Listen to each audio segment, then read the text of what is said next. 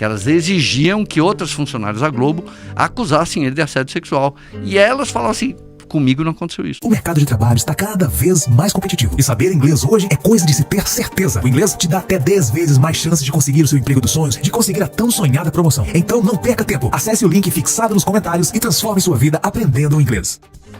A igreja. Então eu adoro essas coisas, eu investigo. Agora, o caso Melin me carregou de um jeito porque não tinha mais como voltar atrás, né? Como que foi a história? Qual foi a primeira coisa que você viu desse caso? Você mudou de posicionamento? O que aconteceu? Qual foi a história disso? Eu nunca tinha sabido quem era a pessoa Márcio Smelling. Eu sabia que existia aquele cara porque eu tinha visto os Caras de Pau, aquele negócio passado domingo, né, à tarde. Sabia também quem era o Leandro Hassum, mas não sabia nem o nome do Leandro Hassum. Porque assim, eu nunca gostei do humor da Globo. Nunca me interessou. Nada. Daí quando sai aquela revista Piauí, dia 5 de dezembro de 2020, eu fico estarrecido com aquilo. E como eu fiquei estarrecido com a história do Zé Maier também. Tanto que para os dois eu escrevi um texto meio parecido, né? Que é aquilo que eu não posso afirmar, mas, por exemplo, pode ser a topo da pirâmide só que tem na Globo de assédio, porque eu estou cobrindo 27 anos a Globo. E já ouvi falar de cada coisa, né? Diretor que leva a garota de programa para fazer figuração em novela, né? Cara que faz... Tem muito, sabe? Eu vou te contar a cena. Tem o mocinho, tá com o garçom do bar, que é o melhor amigo dele. E aí ele fala: então, seu Zé, eu não sei o que eu faço, ela me largou. Aí de repente aparece uma figurante aqui e fala assim: Zé, me dá uma coca. Pega a coca e vai embora. Algumas dessas eram, nas novelas desse cara, eram garotos de programa que ele tinha dormido com elas, em vez de pagar, levava lá. Então a gente já sabia que tinha. Gente, então é muito disfuncional isso, hein? É um lugar louco, Madá, porque a história do quartinho lá, eu nunca fui, graças a Deus, mas eu sabia onde ficava. A edícula, todo mundo sabia, né, onde era o lugar. Então sempre teve isso, senão eu vou ficar divagando aqui. Sempre teve assédio sexual. Então quando surge uma história dessa, 8 mulheres na revista Piauí, acusando o diretor de humor da Globo, que só fica cercado de gostosa, quem que ia duvidar disso? Foi muito bem feito a tramóia, você entende? Porque o que me assusta no caso Melin é que 4, 5 pessoas decidiram destruir o cara e não conseguiram atrair mais do que outras 3 para isso, né? 5, 6. Porque se você vê das 8 acusadoras, 3 nem sabiam que eram acusadoras. Eu antes achava que eram 2, acho que são 3. A Suzy Pires não sabia que era acusadora.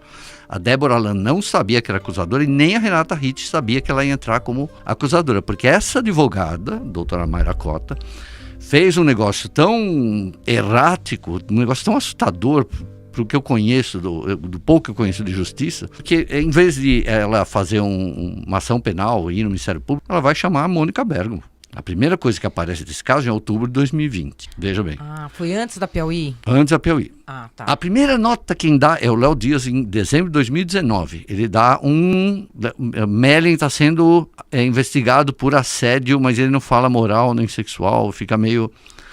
Aí ela assumiu o caso lá para janeiro. Quem passa por Léo Dias é um tal do Rodrigo Branco, que é aquele tal...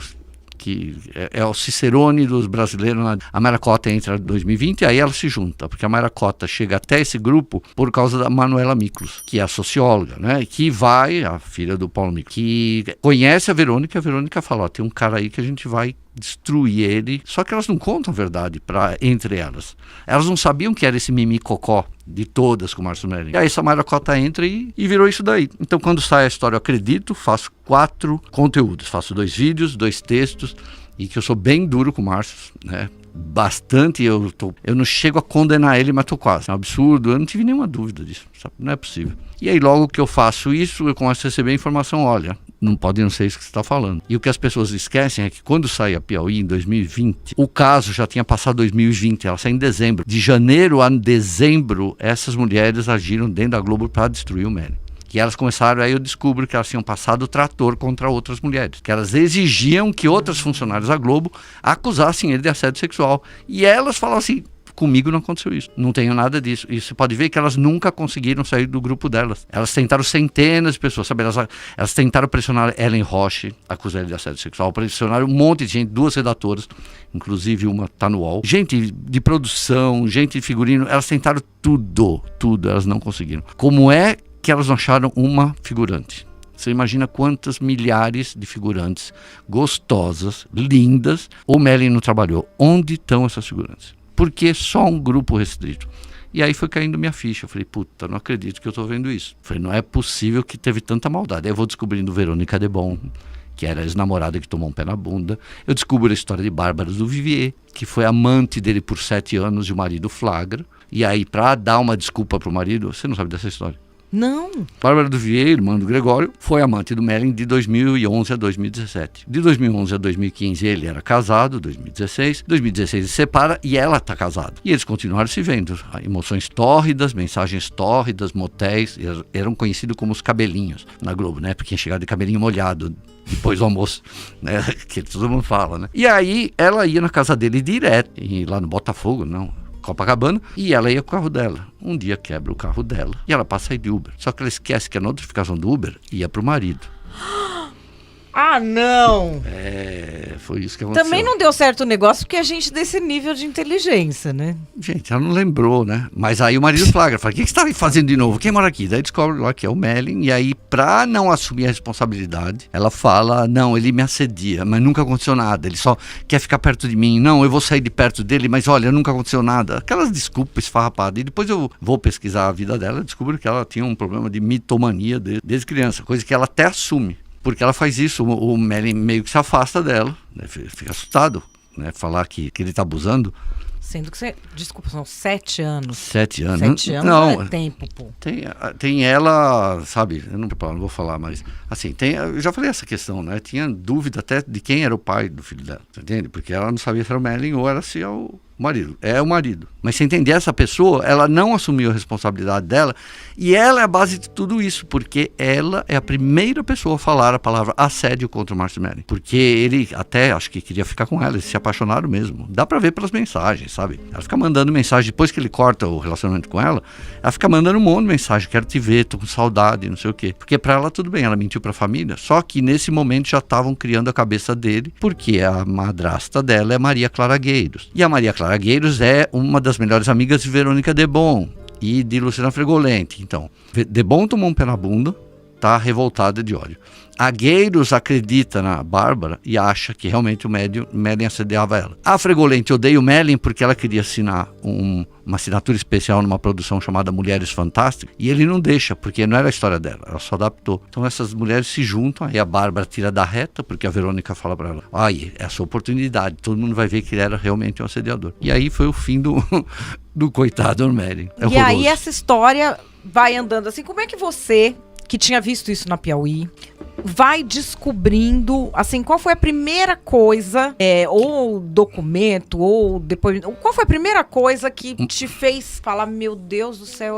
Quando eu descobri que elas estavam pressionando outras mulheres a acusar ele. Eu falei, eu cobri João de Deus, eu cobri Roger Abdelmaci, eu sou repórter, eu cobri a escola base. Isso não existe. Olha os exemplos de abusadores, Harvey Weinstein, Jeffrey Epstein, o cara da Caixa, não interessa. As vítimas brotam, porque quando elas fazem esse tipo de coisa e estão tentando obrigar outras mulheres a falar, o Mellin já tinha sido demitido. Por que ninguém ia acusar ele? Você entende? De tão sórdido que é isso, ninguém quis acusar ele. Elas só são esse grupo de mulheres específicas. Você falou, por exemplo, do Roger Abdelmaci.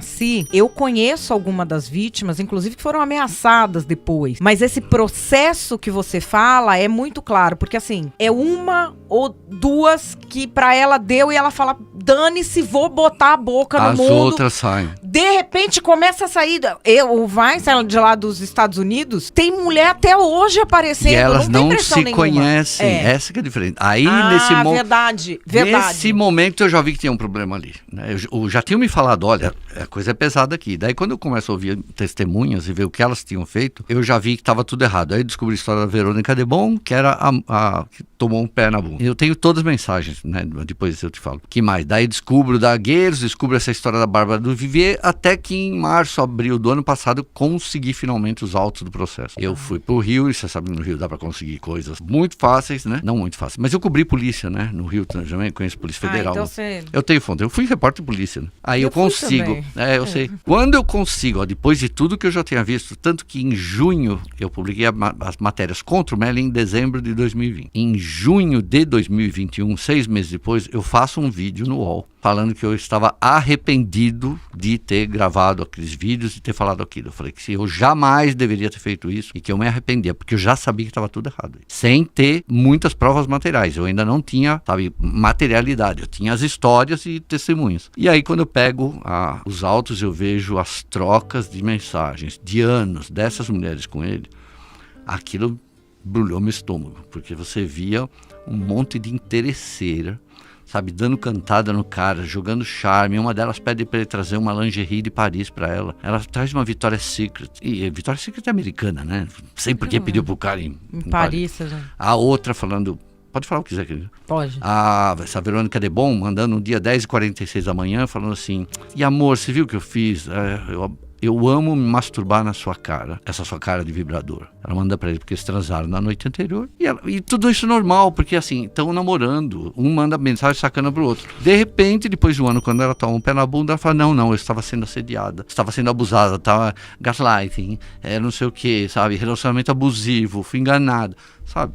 Daí quando você lê aquelas coisas, você fala: que nojo. E aí eu vou descobrindo outras coisas. Tem os áudios da Maria Clara Gueiros e Luciana Fregolente chamando o Merlin só de negrinho imprestável, negrinho insolente. Tá tudo aqui, se quiser depois incluir. Tem isso daí. Depois eu consigo também os vídeos dos depoimentos delas na Justiça Civil, porque quem começou o caso foi o Merlin. Foi ele que processou.